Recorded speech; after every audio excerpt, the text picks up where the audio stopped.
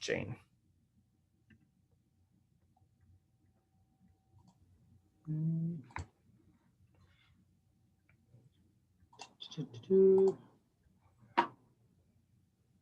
Okay, so you guys see my screen? Yep, we can see it. Okay. Okay, so oops. Okay, so we're gonna talk about the first article is probably one of the most landmark trial in the neonatology field of how to do a good randomized control trial. So we're going to talk about Dr. Barbara Schmidt's the CAP trial or and the long-term effects of caffeine therapy for apnea of prematurity. So this was the original trial which was registered in clinical trials to look at these outcomes. There were a few interim analysis too, which will touch base on that too while we go along. So it would be a very interactive. So feel free to stop and ask questions and give your comments, suggestions as we move forward for it. So before discussion of any journal club, it's all or any article, it's always good to form a PCOT question for it. So PCOT stands for your patient, intervention, control, outcome, and treatment duration as such for it. So because when we apply those results, we need to know what exactly the group are these results valid for.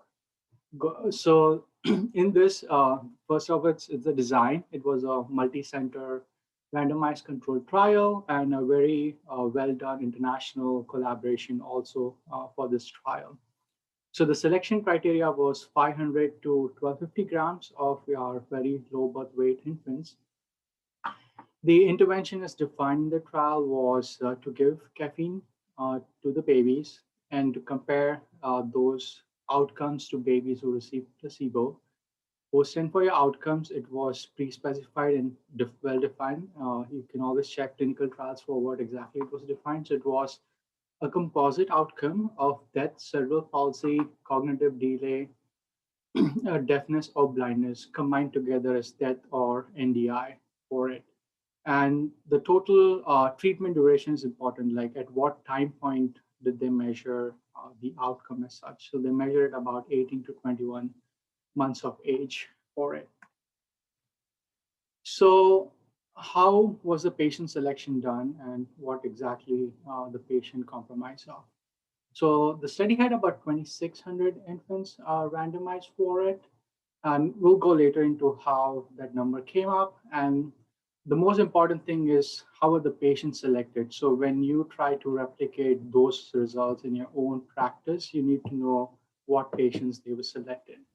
So it was a provider indicated patient selection for caffeine therapy. So you were randomized, but your indication for caffeine therapy was either treatment for apnea, which about 41% of patients in those trials got, prevention of apnea, which about one-fourth of the patient got, and the rest were facilitation of removal of endotracheal tube as such for it. And the intervention was randomized to give either caffeine or placebo during the first 10 days of life with a loading dose of 20, followed by 5 to 10 milligrams per kg per day of maintenance. So if you read the introduction, they tell you that at that time there was a huge controversy whether caffeine is beneficial or not for it because they had a lot of animal data which was suggesting that methylxanthines are bad because they block it works on the adenosine receptors and actually gives you really bad brain damage as such for it. But methylxanthines were being widely used at that time, and people did not know whether we should continue with this therapy or is it harmful or not. And therefore, Dr. Barbara Schmidt took this really helpful and ambitious study to give us the answer whether it's a good thing or a bad thing to use the caffeine. Viral, just to tag along to that, Dr. Wally Carlo has posted in the comment box that actually the way the trial was designed was that placebo was the intervention as interpreted on clinicaltrials.gov. Yep. Yeah, we'll discuss this more in the further. I know Dr. Wally has a comment on that. The most important thing in any randomized study is blinding, like were the patient blinded, were the interventionist blinded, or the caregiver blinded to what treatment they were given. So there was adequate blinding, either placebo or you're giving a saline placebo or giving caffeine for it. So was the randomized done properly? Yes, there was a computer-generated randomization. Infants were randomized to treatment groups in a 1:1 ratio. And the only pharmacist had access to the randomly generated group. Oops, sorry. And the sequence of treatment groups and assignment for it. And the important thing is randomization was stratified according to study center. So each study center had its own randomization done for it. So the first thing to look at, how did the groups look at baseline or at the time of randomization? So that will tell you, are those populations equal? And that will help you interpret your outcomes as such. So you can look overall that the basic infant characteristics were all comparably equal for it, except here you'll see BPD, which was one of their pre-specified outcomes. So it was an interim analysis. Ideally, you're not supposed to do interim analysis unless and until you have pre-specified that you're going to do for it. So they did have defined that they're going to look at interim analysis of BPD, and you see there's a significant difference, but otherwise, no change in the group at randomization as such. It was quite impressive to see how the educational qualification and family status of both the groups were also pretty evenly randomized. The other thing I think that's really helpful on this table, and Viral alluded to this, but as you're thinking about how you apply this in your population, given how they chose to enroll patients by provider, feeling that the patient would benefit from caffeine, is the age at which the patients were randomized. So that gives you a sense as to how early the patients were actually getting caffeine. So yes, Dr. Kaplan pointed out the median age was about 3 days, like 1 to 5 days of initiation. So the next question, as we go through our checklist, is were the groups treated equally?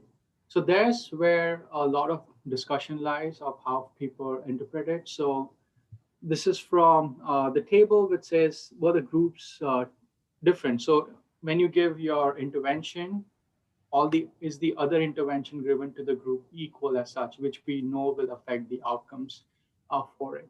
So here you can see the open label methylxanthine use for it was, any use was not different, but people in placebo group finally started getting an additional methylxanthine compared to the study drug in the trial for it. So there is one a little bit confounded, you can see. The other thing is what they look for is any other co-intervention. So because we are looking at outcomes such as a composite outcome of death or NDI, so they try to look at other outcomes which we know does influence death or NDI for it.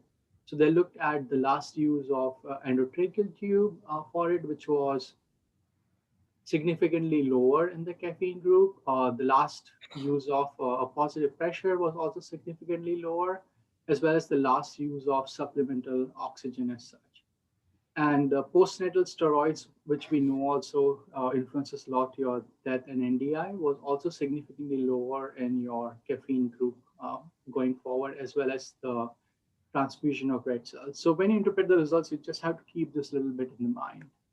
And one of the things, just to go back, Viral, particularly with open label use of the study drug, one of the ways to think about this when you talk about this is what direction does it bias your result, right? So if you think about it, and either if it biases your results towards the null, if you have a positive study, it's probably less important. If you have a negative study, that can be an explanation. Or if it biases you in a direction that you don't understand or that you don't know, or it could bias you in either direction, then it can become more problematic. But in this case, right, the rate actually of open label use is pretty low. But even if you had a higher use, it would bias you right towards the null, because it would make the groups look more similar, because the control group or the placebo group would have gotten more caffeine. So they would look more similar, meaning it's harder to detect a difference, right? But we haven't gotten to the results yet. But in a positive study, right, it's less problematic because it's biasing you towards the null. It's making them look more similar the more open label drug use that's given.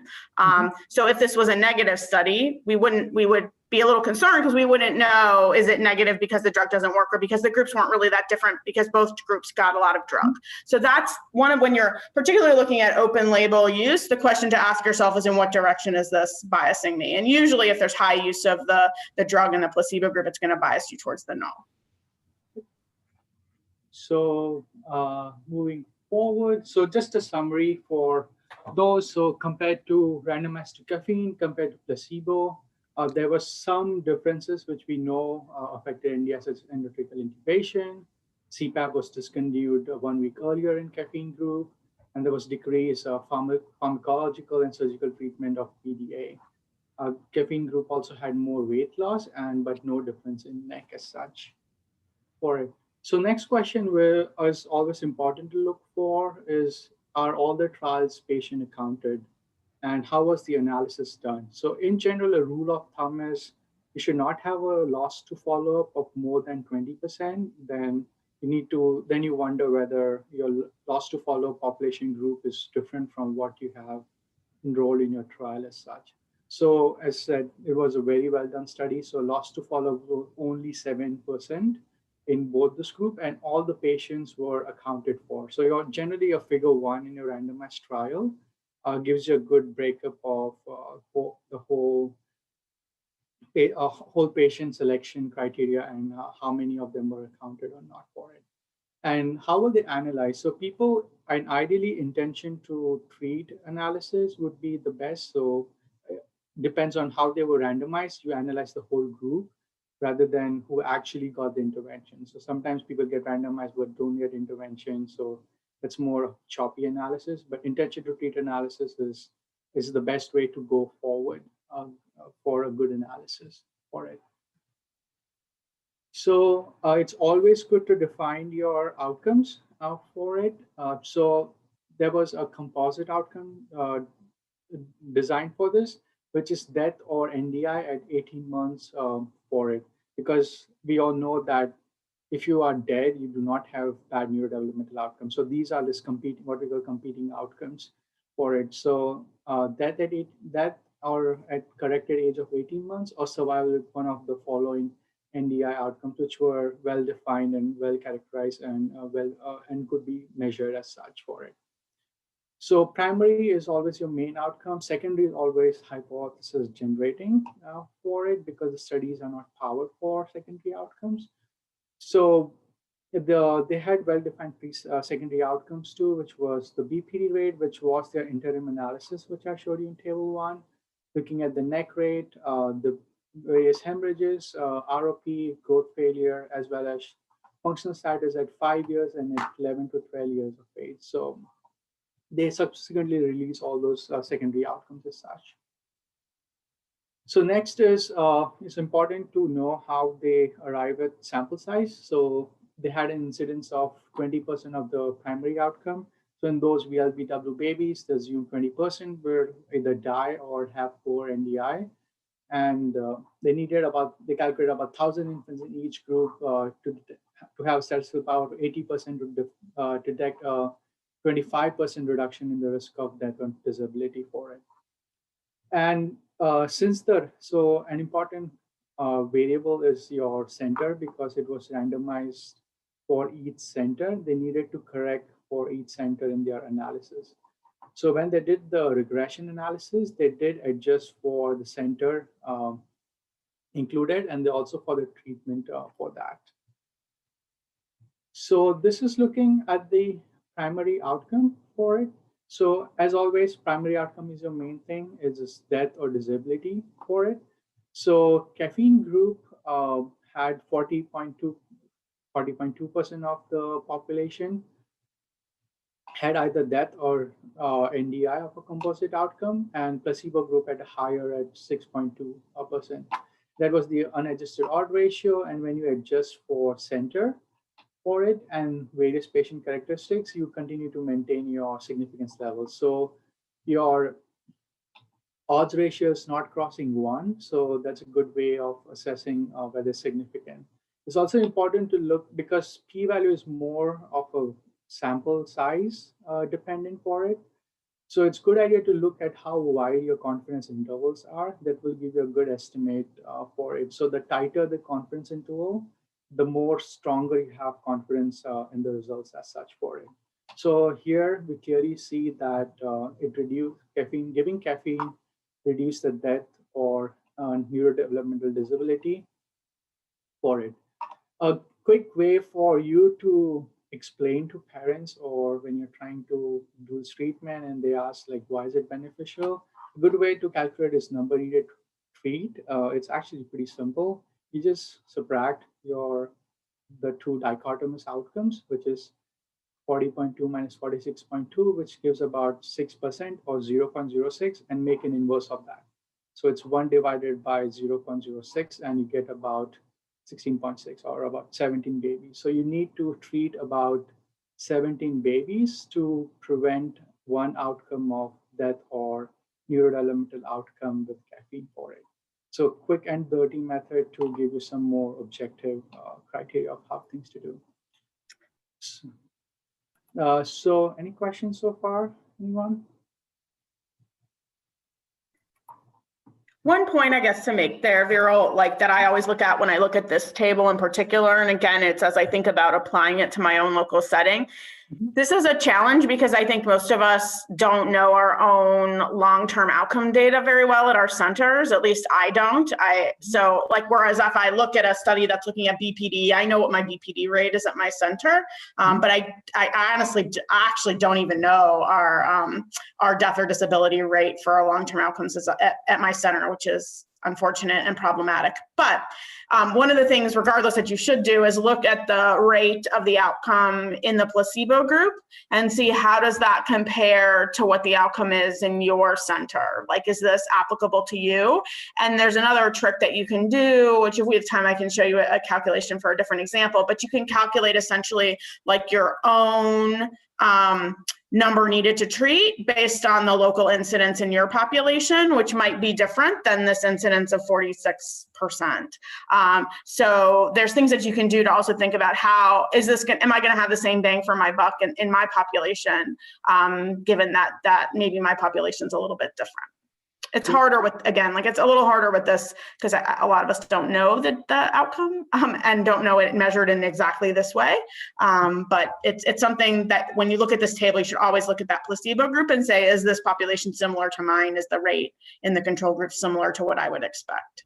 Yeah, so Dr. Kaplan brought up a very important point is this is all internal validity, external validity. That means are these results applicable to your patient population, and therefore your table 1 really helps define it. Like, is that groups which were randomized similar to your babies? Like, if you're designing a study to evaluate neck rates, but your neck rates are really lower than what the study neck rates are, I mean, that intervention is probably not applicable to your patient population. So always a good idea to look at table 1, see the intervention I'm doing, how different are they from the study intervention?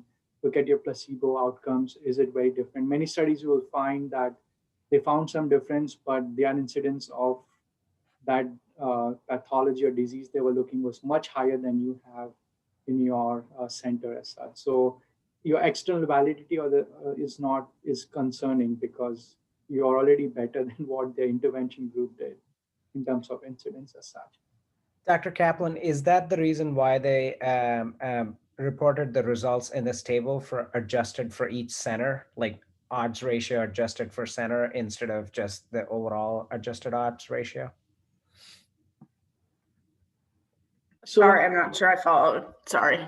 I might have zoned out. That was done because they're randomized according to By the center, center. right. So each center has its own randomization rather than treating the whole study group as one and then randomizing accordingly. So they had to adjust for it in the trial. So they also looked at various components. So as we know, there are Right, and then do you want to comment, Viral, or I can too, about the why you might stratify by center when you randomize? Oh, you can go ahead. Okay, so I mean, one of the big reasons, obviously, right, is there's a lot of center differences that we don't know about and we don't understand that aren't related to caffeine that are going to impact the outcome. And ideally, randomization takes care of that, but right, because randomization balances both your known and your unknown confounders. But if we had uneven balance across centers. So let's say, my center only enrolled 5 patients and just by luck of the draw, they all got randomized to caffeine and we didn't have any randomized to placebo, then the impact of center could affect that because it wouldn't be, it may not be balanced by center, and we know center is a confounder. Yeah, and that was also important because of because it was provider indicated for it. So some providers were, treats one center might treat every apnea, some center might not for it. So they always wanted to make sure that center which is treating is randomized equally to that group. So they also look at various components of the outcome for it. As you can see, the death was not, when you break it into individual components, only cerebral palsy was continued to be significant even after adjusting for center as such. Death, cognitive, hearing loss, palatal blindness did not have a significant difference between caffeine and placebo group. And this is just food for thought. If you just go back real quickly, Viral, I don't think we need to spend time on this, but I mean, I think it's great that they showed this. This is really, really helpful. And Viral already explained why we use death and disability because they're competing outcomes. But I always struggle in general myself with composite outcomes because essentially they attribute equal value to all of those things in the outcome, right? And I don't know that that's true, right? Like, do we equate equal value to cerebral palsy that we do to severe hearing loss that requires amplification, or to death, which there's other reasons why we include death, or to bilateral blindness. This kind of assumes that we're placing equal value on all of those outcomes when in fact we may not be. And that's just there's lots of reasons to do this and to do it this way. And I think this is it's the standard in what we do in neonatology, but the best way, at least around it, given that this is what we do, and for the competing outcomes, what we have to do, but is at least very nice what they did here, which is to show them separately as well. Yeah, and then going forward, like people are trying to do what we call the rank score analysis, where they rank the outcomes to avoid this problem. Like as death is much worse than having a little bit of mild cerebral palsy as such. They're trying to rank the outcomes and then do the analysis. So you might see future people doing this rank score analysis to overcome this problem which we are facing right now. So also looking at the other outcomes for it, which is severe retinopathy, was also significantly higher in the placebo group, which is also in spite of adjustment for it. And this was actually not surprising because we already reviewed that those babies also had a higher oxygen exposure, were intubated for longer. So it was not a surprising finding to see as such. But no other secondary outcomes was really significant for it, except for in one of their sub-interim analysis, the weight loss was equal at 18 months of age, but in the initial 2 weeks, caffeine babies had a higher weight loss for it. So this is just a summary of the whole caffeine trial, all the outcomes which they had pre-specified. So BPD, which was an interim analysis, so you ideally should not do it until unless you're pre-specified. So which they have pre-specified, clearly showed that giving caffeine was significantly reduce your odds of having BPD, and the confidence interval were not that wide. At 18 months, they also showed a composite outcome reduction in death or NDI. And when you look at individual outcomes, cerebral palsy was also significant, and cognitive delay also reached tight significance, but the confidence intervals were pretty wide for both cerebral palsy and cognitive delay. So it's very close to 1, and these are very wide numbers approaching. We also looked at 5 and 11 years outcome for it. So death and NDI lost significance at 5 years. So initially when you said 2 years, you found difference, but when you followed those babies at 5 years and 11 years, you do not see a much difference in the combined outcome anymore for it, except for motor impairment, which remains better in babies who got caffeine group. So even though babies started, some of the babies did not do well. That means some received more oxygen, more intubation, more ROP risk and everything. At 5 to 11 years of age, most of them did okay, with some babies who received caffeine doing better with motor impairment. So that is open to discussion because that's how many people will interpret, because that's a study done in a controlled environment with population and stuff. So the question comes is, how do you apply those results to your study as such? So is my patient, so we'll first go, is the treatment feasible in my setting for it? So the main point what Dr. Wally brought out is what was the intervention group versus the control group and what was done. So as we brought out, like the initial study was done to show caffeine is actually bad, because that's what the whole hypothesis was. But in the study, it was shown to be good for it. So therefore, many people compare the other way around, that not giving caffeine actually leads to bad outcomes, because you do more intubation, you do more oxygen delivery and more stuff like that. So that it tells the other way, that if you have apnea or prematurity, like you have to give caffeine. If you give BPD, if you give intubation, if you give more oxygen, you are going to have a poor death and neurodevelopmental impairment for it. So next is my patient so different that the results cannot apply? So that comes to a point which Dr. Captain brought out, looking at your baseline placebo incidence. Like if you have really good outcomes in terms of death and neurodevelopmental, this intervention might not be even applicable for you going forward. So anyone who thinks that their patient population is different. So the patient population was defined as 500 to 1250 grams. So any centers do different babies who got this caffeine? Do they do it for older babies? Do they do it for younger babies than this going forward?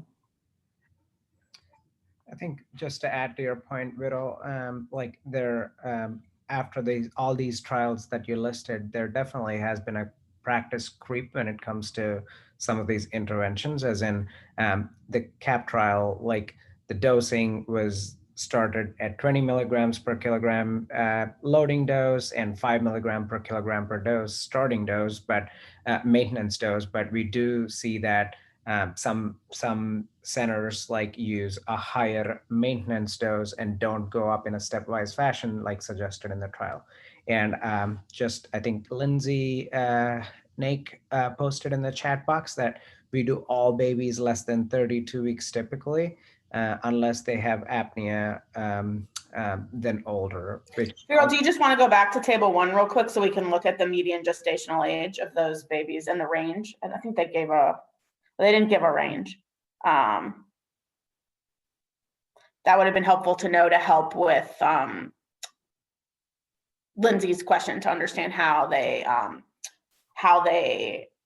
those patients would really be comparable to what so I guess, and this isn't, it's mean, not even median. So it's hard to know what the gestational age is, if how many babies, that are less than 32 weeks or above 1250 grams. But this would be one place, especially if they gave a median and a range or an interquartile range, where you would come to, if you were going to take this and extrapolate it by saying, I'm not going to use birth weight, I'm going to use gestational age, which is totally reasonable. It would be one place that, as you're making that plan, that you would come back and look to table 1 and see, if I make that decision to use a gestational age, will my patients still be similar to what were included in the study? Sorry, Vera. Dr. Kaplan, you can actually go ahead and give your comments on the study, and then we can open it up for discussion for the rest of the group. mean, I think I've made my comments, I think, as we go. I think this is a very well designed study. So if you're looking for an example of something that's very well done, this is a really good study. And I think it's always good when we challenge some of the established patterns, practice patterns that we have that aren't evidence-based, but where we've been practicing that way for so long, that sometimes can be hard because many of us might not have equipoise anymore because we think that what we're doing is right, even though there's no evidence. So it can be very hard. And so kudos, to Dr. Schmidt and this group to be able to do this study. I think it's really good. And then I think what we're talking about now, right, the external validity, the applicability to my patients, is really helpful in thinking about when you go to implement something in practice, right? The goal is to implement it similarly to how it was done in the trial. So actually, we've changed in our center. We used to put everyone on 10 mg per kg maintenance dose right off the bat. So now we've changed to use the approach that's used in the trial to start at the 5 mg per kg and then escalate if kids need it better. I saw the well, we can get to that in a second, but yeah, I think the as we went through, I think I gave my kind of main points. But this is a very well done study, and I think again, like, really important that we have these studies that challenge some of the things that we've been doing for a really long time, for which we don't have evidence. And then one other thing when you are trying to look at the patient outcome comes to again this, because the indication for caffeine therapy was very imprecisely defined, like it's no clear cut, and there was a lot of breakup. The treatment of apnea, prevention of apnea versus endotracheal tube. So uh, we don't know exactly it worked for which subgroup was the best treatment for it. It was all combined at that moment. So we still don't know is it best for. So we have some RCTs and meta-analysis which clearly show for it is really good for facilitation of removal endotracheal tube. Meta-analysis clearly showing that it's really good for treatment of apnea for it. And prevention of apnea, this was one of the first trials to look at it, but it does not give us a clear picture because it is confounded by a lot of other variables which were included in this analysis. So when you have to keep this in mind when you are trying to have external validity, when you're trying to apply that to your settings, that this results, if you're doing for, let's say, prevention of apnea, only 1/4 of the babies were randomized to this treatment. So you have to look your results in that context as such. I was going to quickly do an informal poll amongst all the participants. You can either type in the chat box or use your reactions to tell us when you start caffeine in your babies and for what indication. It's mostly out of curiosity. I've had a couple of comments in the chat box that start right away after birth, and which has been the practice at the center that we practice as well. But just out of curiosity to see if anyone discontinues caffeine when babies go on ventilator or start them only if they're having spells, even though they're less than 32 weeks. Just let's do an informal poll on that and see how it goes.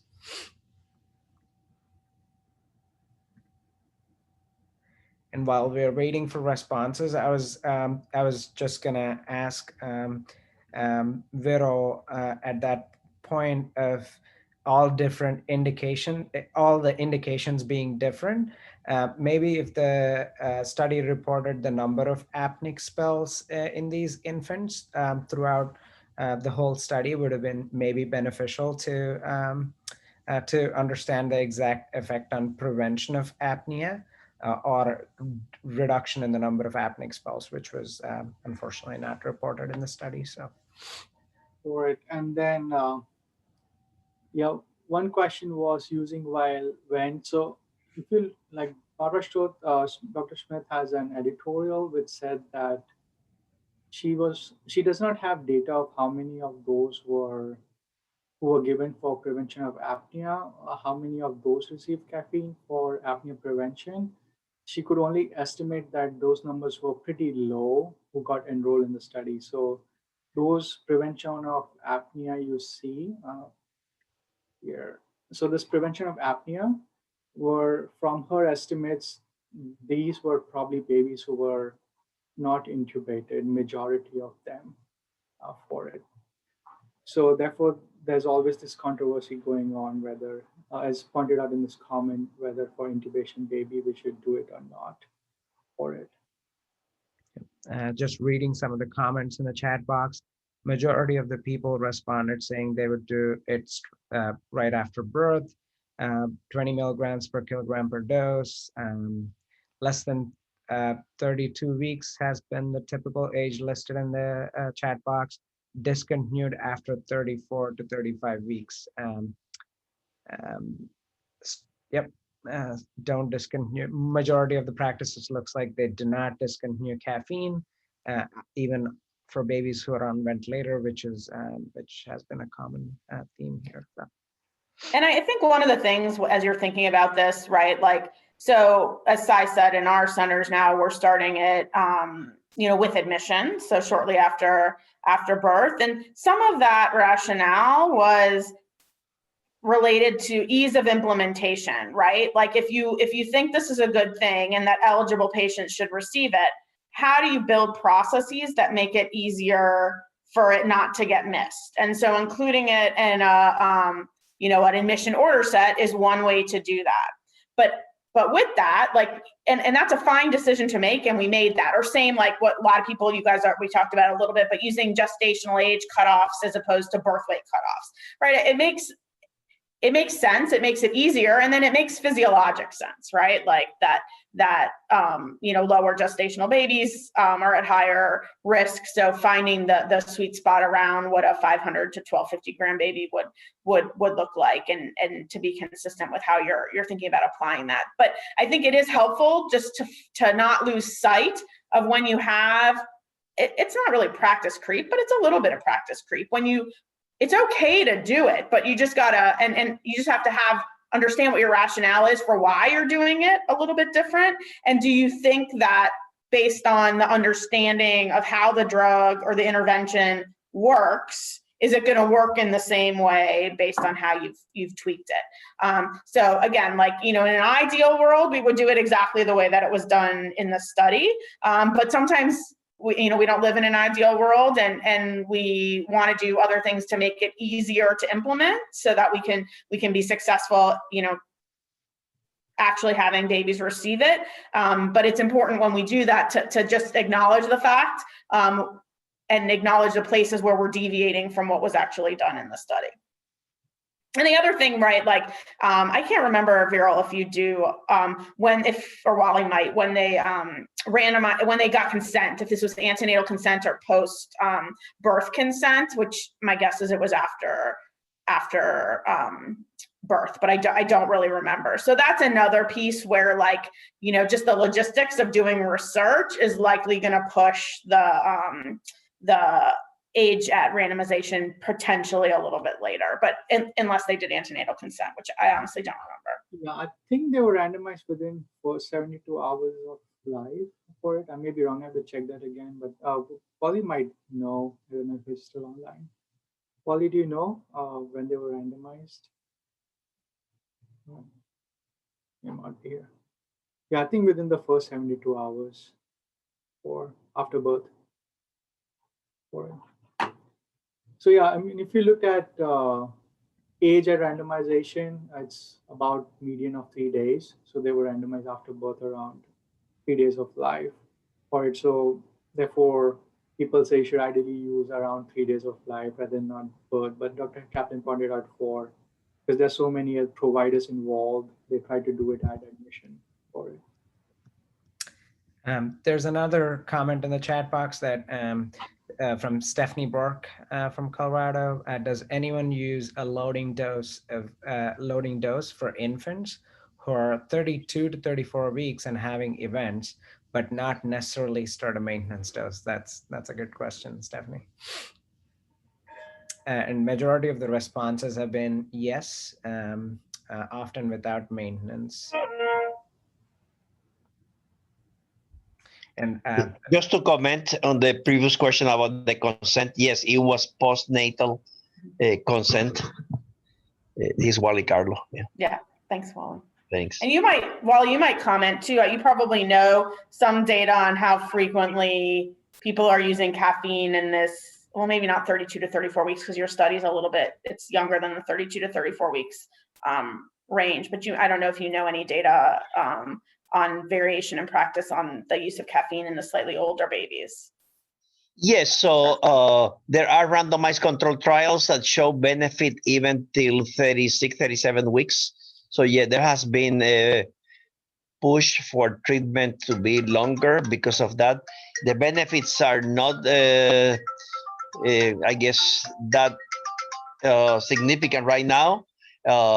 They are really difference in oxygen saturations or decrease desaturations. But there's a lot of interest in treating apnea maybe a bit longer because those desaturations may be manifestations of apnea. Great. That also takes to the discussion of, with most therapies, we see that like a dose is great, and then some groups attempt a higher dose to see if there's better benefit. And at least from the studies that we have on caffeine, a higher dose, like with 80 mg per kg of loading dose, was definitely not beneficial. In fact, caused some harm of cerebellar hemorrhages and hypertonicity in this particular case of caffeine. So, yep, I think that's. Yeah. So that's what point Wally wanted to point it out in the start is there was the same conundrum, like is caffeine. So everyone use caffeine. People are worried caffeine is bad. So the way the study designed, like you can always interpret it as caffeine was the standard of care and not giving caffeine was an intervention. So how do you prevent apnea? You intubate the baby or you give more CPAP or more positive pressure. And we know those outcomes clearly leads to more BPD as such. So that has to be kept in mind that what exactly was how was the hypothesis derived and what was done for it. That's a good point, Viral. And also that these patients, they were extremely premature infants, so 27 weeks on average. So almost all of these patients would have been treated were they not in a trial. So one have to think of, what's the intervention? Is the intervention to give caffeine when it was not being used, or is the intervention to withhold caffeine when it was being used? Thanks, Wally. Great. Let's see if anyone else has any other questions about this study or trial or practice variations in the group.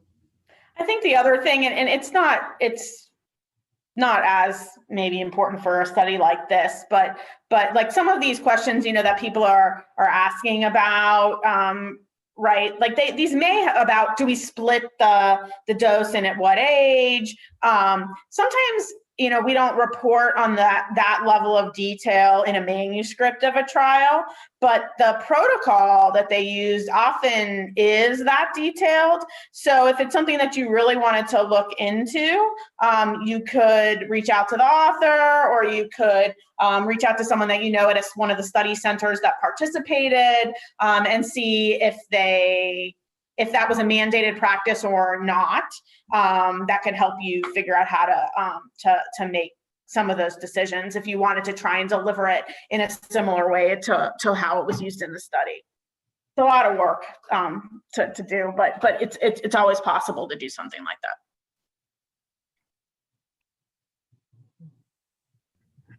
Great. Anyone else have any comments or questions? Let's do another informal poll of, does anyone know what a 20 milligram per kilogram dose of caffeine is equivalent to our Starbucks number of Starbucks cups, 1 to 10, 1 to 20? Does anyone want to take a stab at it and see?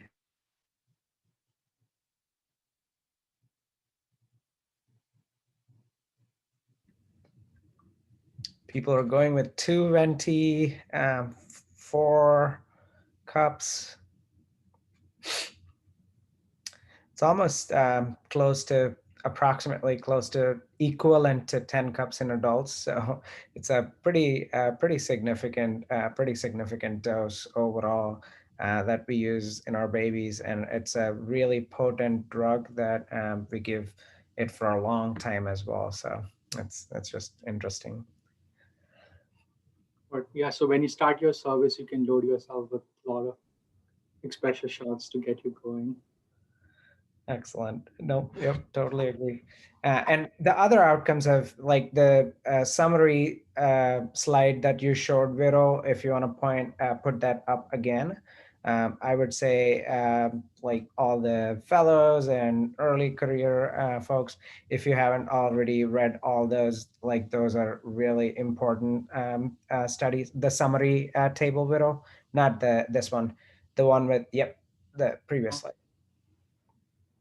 With Next one. next one. Yep. Five. Next one. Yep. Yep. Perfect. Yep.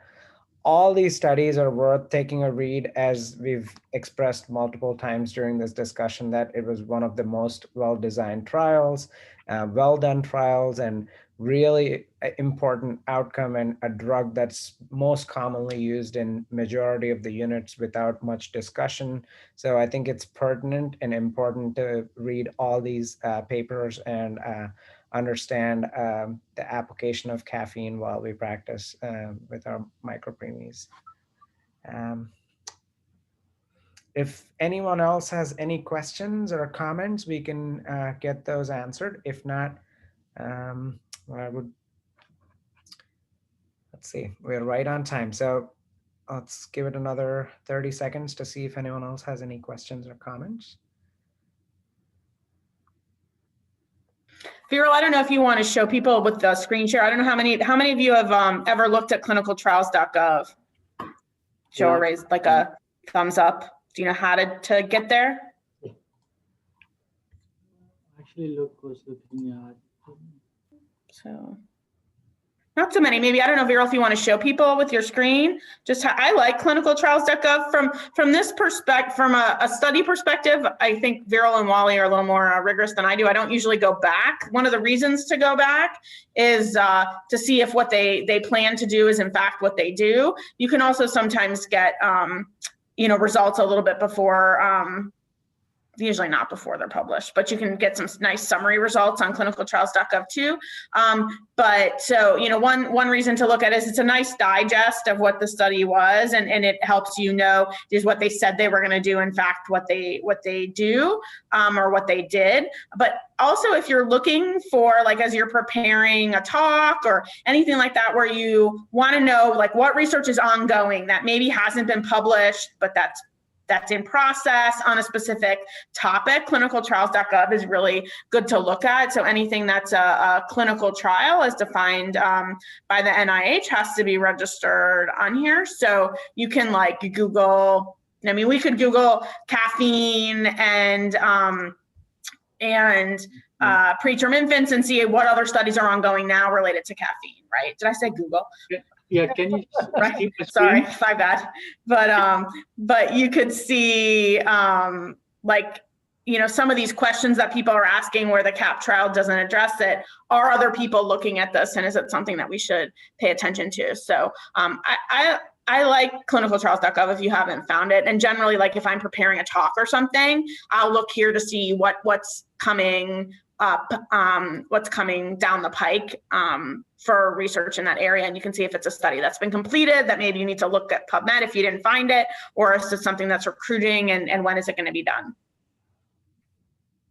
And there's more advanced searches too, where you can you could look at just studies in the US or, etc. Can you see my screen? Yeah.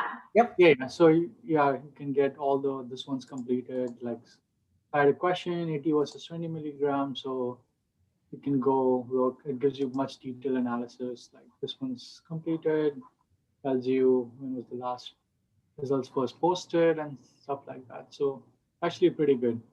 Clearly defining group criteria, secondary outcomes, primary outcomes going forward and for it.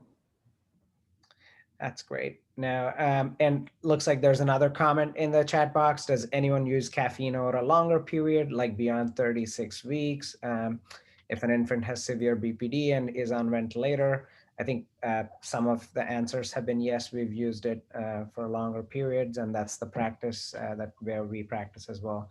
And there's a new study also looking at outpatient discharge with methylxanthins to see if there's any decreased length of stay. The MOCA study, I don't know if some of the centers might be participating. So I think Wally must have dropped off, but he's the PI of that study. So Yeah, he's doing. oh, there he is. He's still here. I'm here. He can tell you a little bit about it.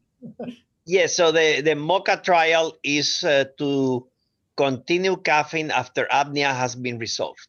So once the apneic episodes have been resolved, then the patient is randomized to continue caffeine or to get placebo. And they just have to do the usual countdown for apnea in the local centers. Most centers wait 5 to 7 days or so. So we do the usual countdown, but on caffeine or placebo, and then the kids are discharged home. So Wally, what? And your primary outcome, Wally, is length of stay, right? That's correct. The primary outcome is length of stay after randomization. Yeah. Mm-hmm. Great. So I think those are all the comments and questions we had. I just want to take this moment to thank Viral Jain, my friend and colleague, to help out with the presentation, and special thanks to Dr. Kaplan, who's always been willing to help out with any TCAN educational sessions. We really appreciated Dr. Kaplan, and Dr. Carlo for the surprise guidance and supervision on this journal club as well. Hopefully in the future for the next month's journal club, we can try and maybe even have authors on some of these journal clubs to make them even more interactive from a first-hand experience. And if any of the fellows or early career folks are interested in presenting the next paper, reach out to me and I would be happy to guide you through that. With that, thank you so much for everyone who participated, and thanks everyone. Have a great rest of your week. Thank you. Good night. Thank you.